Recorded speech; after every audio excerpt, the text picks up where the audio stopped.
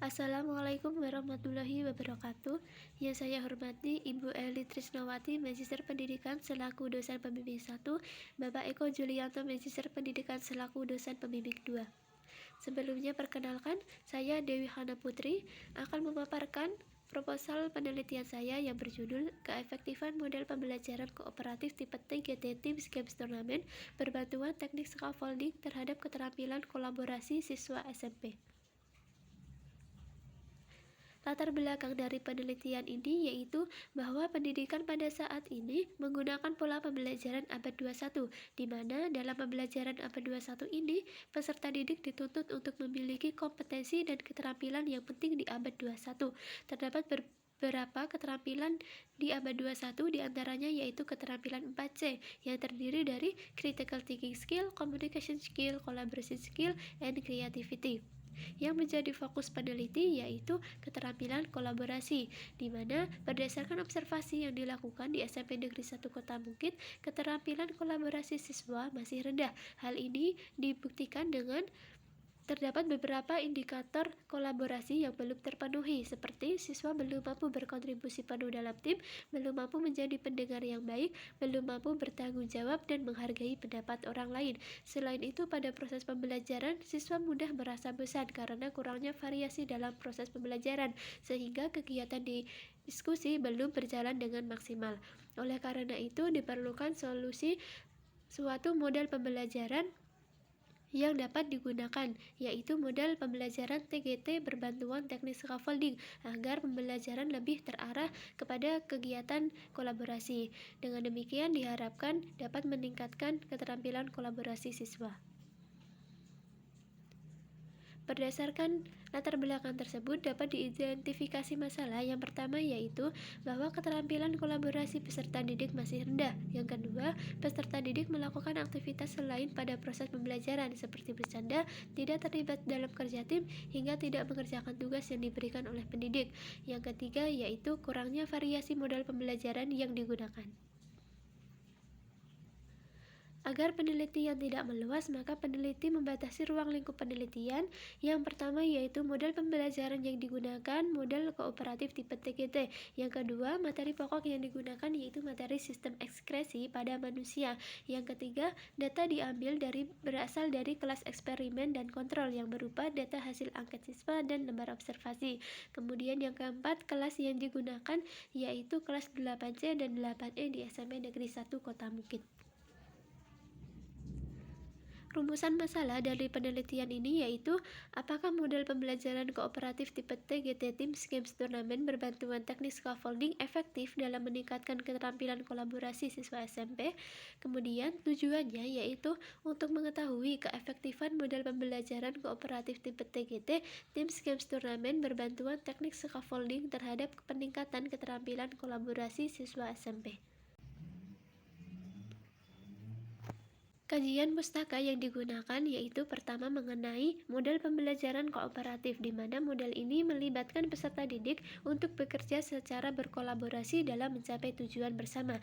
Kemudian model TGT atau Teams Games Turnamen yang merupakan suatu model yang mudah diterapkan, melibatkan aktivitas siswa, berperan sebagai tutor sebaya dan juga mengandung unsur permainan. Kemudian teknik scaffolding yang merupakan suatu bantuan yang diberikan kepada peserta didik agar dapat menyelesaikan permasalahannya secara mandiri. Nah, kemudian keterampilan kolaborasi yang merupakan suatu kegiatan belajar dengan dilakukan secara kelompok untuk mendiskusikan suatu permasalahan. Selanjutnya yaitu model pembelajaran TGT dengan berbantuan teknik scaffolding, di mana pada model pembelajaran TGT ini terdapat 5 tahap. Yang pertama, penyajian kelas. Scaffolding yang diberikan oleh guru berupa penjelasan lebih dalam kepada siswa yang belum memahami materi dan juga menampilkan gambar. Kemudian tahap kedua, berkelompok. Scaffolding yang diberikan yaitu berupa pemberian materi dan juga gambar untuk didiskusikan oleh siswa, kemudian memberikan bantuan berupa petunjuk atau pertanyaan. Selain itu, siswa melakukan scaffolding yaitu tutor sebaya bersama teman sekelompoknya. Kemudian yang ketiga yaitu tahap permainan. Dalam tahap ini scaffolding yang diberikan yaitu berupa arahan dalam membuat soal. Kemudian tahap keempat yaitu turnamen, peserta didik melakukan pre-scaffolding atau tersebaya. Kemudian tahap terakhir yaitu pemberian penghargaan. Nah, kemudian materi yang digunakan yaitu materi sistem ekskresi pada manusia yang meliputi pengertian sistem ekskresi, organ ekskresi, proses penyaringan, dan gangguan pada sistem ekskresi. Kemudian, kerangka berpikir dari penelitian ini yaitu bahwa semangat belajar peserta didik masih rendah dikarenakan pembelajaran yang kurang bervariasi. Hal itu juga memberikan dampak pada rendahnya keterampilan kolaborasi peserta didik dalam pembelajaran. Hal ini dikarenakan pembelajaran secara diskusi belum optimal karena semangat belajar peserta didik masih rendah. Kemudian, dari permasalahan tersebut dibutuhkan solusi yaitu dengan penggunaan model pembelajaran kooperatif yaitu model tipe TGT atau Teams Games Tournament dengan menggunakan bantuan teknik scaffolding agar pembelajaran lebih terarah ke kegiatan berkolaborasi. Diharapkan dapat meningkatkan keterampilan kolaborasi siswa. Hipotesis penelitian yang pertama H0 bahwa tidak terdapat perbedaan peningkatan antara model pembelajaran kooperatif tipe TGT Teams Games Tournament berbantuan teknik scaffolding dengan model konvensional direct instruction terhadap keterampilan kolaborasi siswa SMP.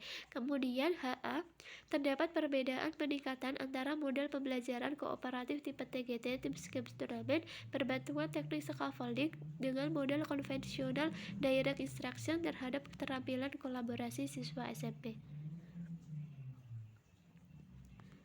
Selanjutnya, yang bab ketiga metode penelitian. Dalam penelitian ini, desain yang digunakan yaitu non-equivalent control group design, di mana dalam desain ini terdapat dua kelas yaitu kelas eksperimen dan kelas kontrol.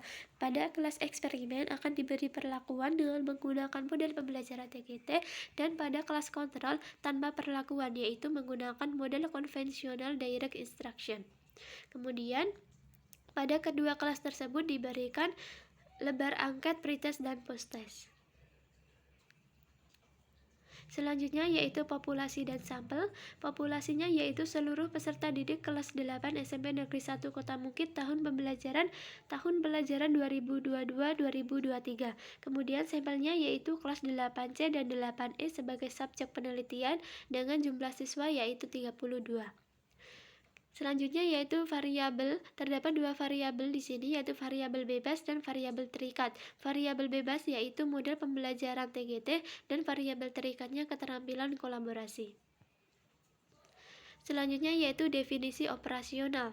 Definisi operasional dari efektivitas. Dalam penelitian ini, penggunaan model pembelajaran kooperatif tipe TGT, Teams Games Tournament, berbantuan teknik scaffolding dikatakan akan efektif jika terdapat perbedaan peningkatan keterampilan kolaborasi di kelas eksperimen dan kontrol, di mana peningkatan keterampilan kolaborasi kelas eksperimen lebih tinggi daripada kelas kontrol. Selain itu, hasil dari observasi minimal diperoleh persentase sebesar 60%. Kemudian, teknik dan instrumen pengumpulan data. Teknik yang digunakan yaitu teknik observasi dan teknik angket. Yang pertama, observasi. Peneliti melakukan pengamatan terhadap aktivitas siswa dalam pembelajaran. Instrumen yang digunakan yaitu berupa lembar observasi. Kemudian, angket dengan memberikan angket kepada siswa untuk mendapatkan data dari variabel keterampilan kolaborasi peserta didik. Instrumen yang digunakan yaitu berupa lembar angket, pretest, dan posttest. Nah, yang terakhir yaitu metode penelitian yang berupa teknik analisis data. Di sini terdapat dua teknik. Yang pertama analisis deskriptif dan kedua analisis statistik. Pada analisis deskriptif yaitu dilakukan analisis pada hasil observasi dan analisis dari hasil angket. Kemudian pada analisis statistik yaitu dilakukan yang pertama uji normalitas untuk mengetahui apakah data berdistribusi normal atau tidak dengan menggunakan uji Sapir-Whorf. Kemudian uji homogenitas untuk menguji apakah kelas homogen atau tidak dengan menggunakan uji F. Yang ketiga yaitu menggunakan nilai nilai n-gen untuk diperoleh rata-rata hasil selisih dari hasil pretest dan posttest. Kemudian dilakukan uji hipotesis yang terdiri dari uji beda atau uji T dan juga effect size. Sekian presentasi dari saya, kurang lebihnya mohon maaf. Wassalamualaikum warahmatullahi wabarakatuh.